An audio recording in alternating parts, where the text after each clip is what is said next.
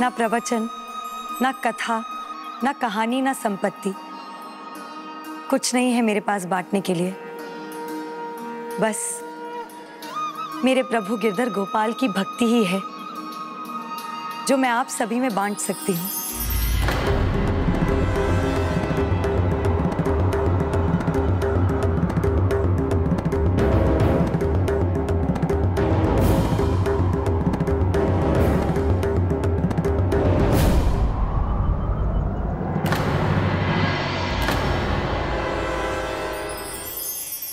बादल चाहे चांद को कितना भी ढक ले, चंद्रमा की शीतल चांदनी की ठंडक तो सभी तक पहुंच ही जाती है। तो फिर संगीत सम्राट तानसेन जी का सुंदर संगीत सबसे कैसे छिप सकता है?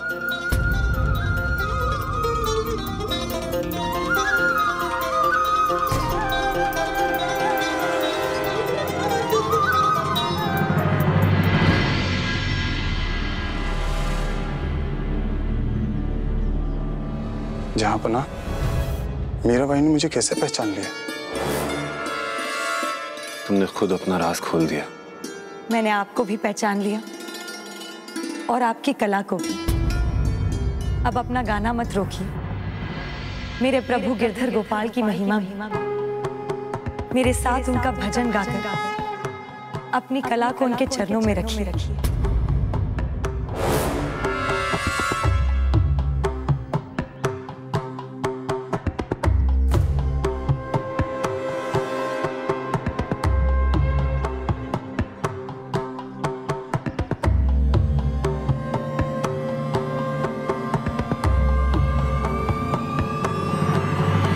गिरधर भक्त मीराबाई की, गिरधर भक्त मीराबाई की, गिरधर भक्त मीराबाई की।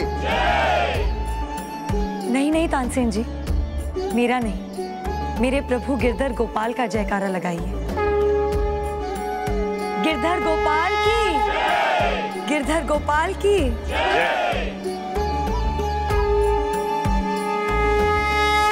जयकारे के योग्य तो आप ही हैं। आपके शब्दों में भक्ति का रस है और आपकी आवाज में प्रभु के प्रेम का रस का जादू भी तो है। और आप संगीत सम्राट तानसेन जी, जब आप गाते हैं तो लगता है जैसे सातों स्वर एक साथ नाच उठे। आपको अनेकों धन्यवाद कि आप यहाँ आए और हमें आपका स्वर सुनने का अवसर दिया। आपकी कला तो अद्भुत है, जैसे प्रभु ने स्वयं आपको सौंपी हो। बस इतना नहीं समझ पाई कि आपकी ईश्वर की देन, आपकी कला को आप इनकी जगह, इनके मंदिर, इनकी भक्ति में समर्पित क्यों नहीं करते? किसी बादशाह की जागीर क्यों बनने दिया इसे?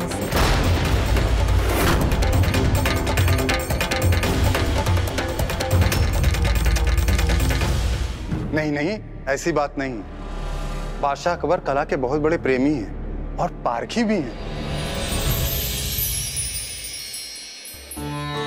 जिन्होंने संसार रचा है, उनसे अधिक परख इस संसार की और किसे हो सकती है?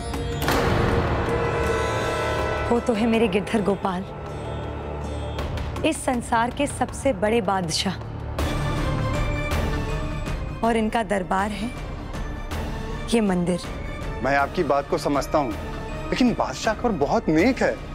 नेक होंगे, मैं मान सकती हूँ, किंतु आपकी कला को उन्होंने अपने दरबार तक ही क्यों सीमित रखा? जबकि ये संसार पल भर में नष्ट हो सकता है।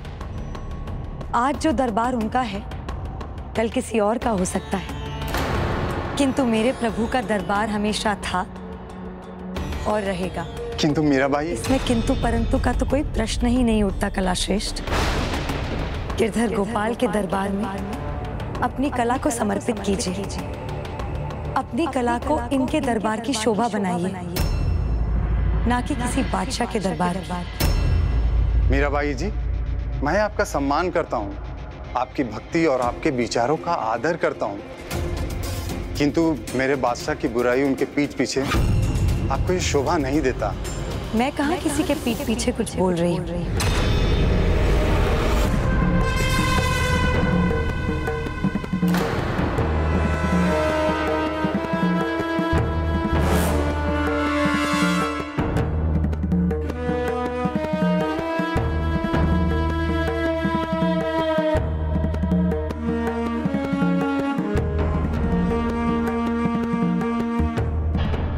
शाह जी, इस हार का इस्तेमाल तो जनता की सेवा के लिए होना चाहिए ना।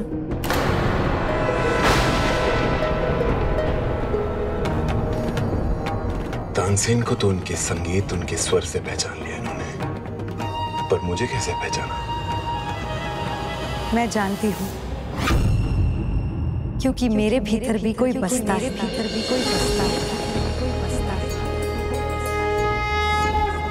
मेरे प्रभु, मेरे गिरधर गोपाल मेरे भीतर बसते हैं, जिनकी आंखों से कुछ नहीं छिपता। आपके स्वर की मिठास, आपके भक्ति का भाव और आपके प्रेम को मैं जान सका, और आपको सही मायनों में अब पहचाना है मैंने। आपके भीतर बसे ईश्वर को मेरा शत शत प्रणाम है मीरा जी। आपका सुर आपके भगवान से जुड़ा है। आपका भक्ति भाव भले ही मैं पूरी तरह से ना समझ सकूं, आपकी शब्दों की गहराई में भले ही मैं पूरी तरह से ना उतर सकूं, लेकिन आपकी कला और आपकी आवाज मैं समझ सकता हूं। मैं हिंदुस्तान का बादशाह आपके इस भक्ति भाव और आपकी इस कला की जितनी तारीफ करूं कम है।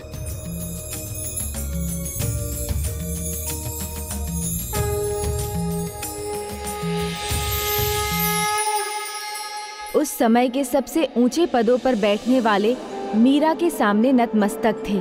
मीरा की भक्ति उस चरम पर पहुंच चुकी थी कि एक स्त्री होकर भी समय के बहाव के विरुद्ध जाकर मीरा ने समाज में अपनी गिरधर भक्ति से अपना स्थान बनाया। फिर भी समाज का एक भाग मीरा को स्वीकार करने को तैयार नहीं था। समय बीतता गया। अब वो वृद्धावस्था की ओर बढ़ चुकी थी। जब आयु 55 वर्ष की हुई तो मीरा का तन भले ही वृद्ध हो गया था, पर उनका मन अभी भी भक्ति के उत्साह से भरा था और वो अभी भी प्रभु की प्रतीक्षा में पलकें बिछाई थीं।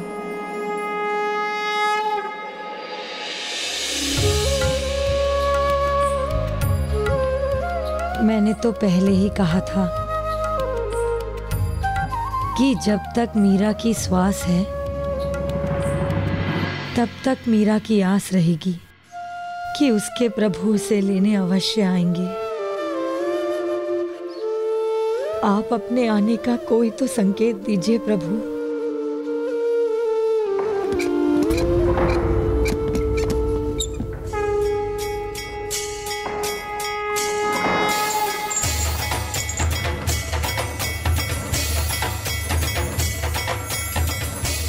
लगता है आपने मेरी सुन ली। आप ही हो ना द्वार पर?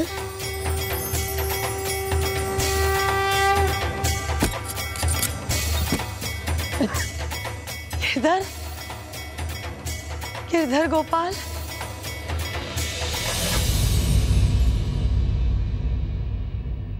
आपके आने का आभास हुआ था मुझे। वो गलत कैसे हो सकता है? अब तो आ जाइए गिरधर। आज भी आपसे मिलने का उतना ही उत्साह है मन में, पर शरीर में शक्ति नहीं रही। पर मुझे पूरा विश्वास है कि आप मुझे दर्शन देने अवश्य आएंगे। आपके गिरधर ने आपके लिए संदेश भेजा है।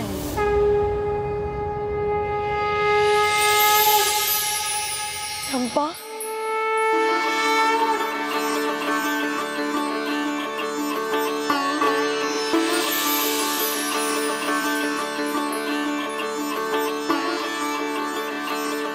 मैं आपके प्रभु का संदेश लेकर आई हूँ मीराबाई।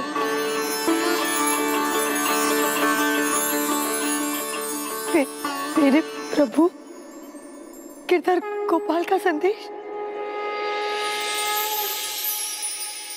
बैठो यहाँ और बताओ कि क्या संदेश लाई हो। बैठो। मेरे सामने प्रभु की अनन्य भक्त हैं। पहले मैं उनका आशीर्वाद तो ले लूं। बड़े सौभाग्य से मुझे आपका दर्शन मिला है। नहीं चंपा, तुम तो मेरी सखी हो। पहले ये तो बताओ कि मेरे प्रभु का क्या संदेश लेकर आई हो। प्रभु ने आपको याद किया है और कहा है कि अब समय आ गया है द्वारका जाने का और प्रभु की प्रतीक्षा करने का।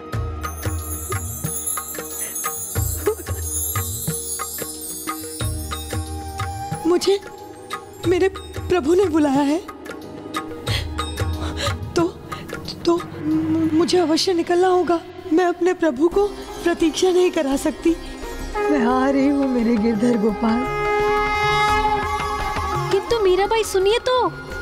अब सुनने का वक्त नहीं है चंपा। मैं मेरे प्रभु को और प्रतीक्षा नहीं करा सकती।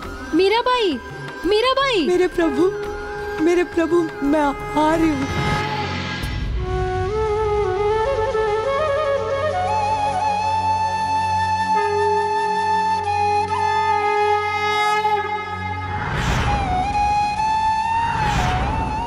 मैं यहाँ पहले भी आ चुकी हूँ। मुझे याद है, यहाँ से थोड़ी दूर गोपी तालाब है, जहाँ मैं गोपियों के साथ अपने प्रभु की प्रतीक्षा कर रही थी। तो इस बार भी यहाँ थोड़ी देर रुककर प्रभु की प्रतीक्षा कर लीजिए ना। नहीं ललिता सखी, अब मेरे प्रभु का भवन यहाँ से अधिक दूर नहीं है। मुझे जाना होगा। वो मेरी प्रतीक्षा कर रहे हैं। वहाँ कहाँ जा रही हैं आप? मेरे प्रभु के भवन। और कहाँ? वहाँ उनका कोई भवन नहीं है। है ललिता सखी, है। मुझे याद है, मैं अपने पिछले जन्म में यहाँ आई थी। वहाँ भवन था, किंतु वो 4,500 साल पहले समुद्र में समा गया।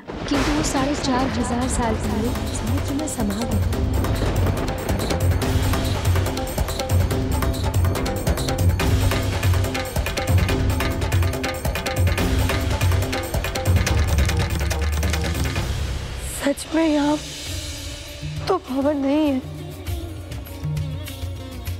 पर मैंने जो देखा था मेरे प्रभु का भव्य भवन, वो समुद्र में कैसे समा गया? ये कैसे हो सकता है?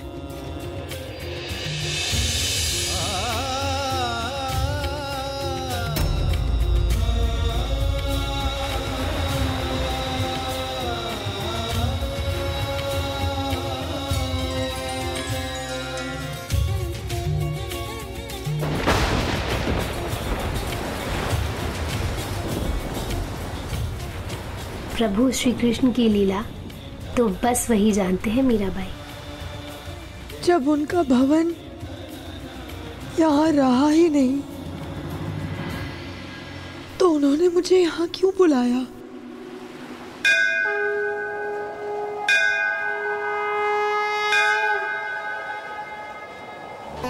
आप चिंता मत कीजिए, उनका भवन ना सही, किंतु द्वारिकाधीश का दरबार तो है।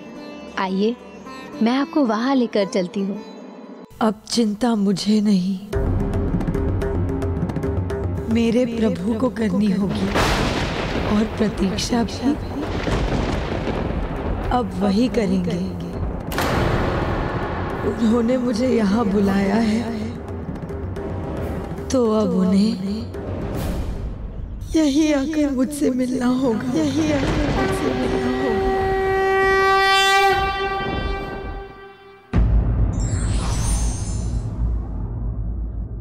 प्रभु चरणों में समर्पित कला और कलाकार स्वतः ही बहुमूल्य हो जाते हैं। For more updates, subscribe to our channel, click the show links and enjoy watching the videos.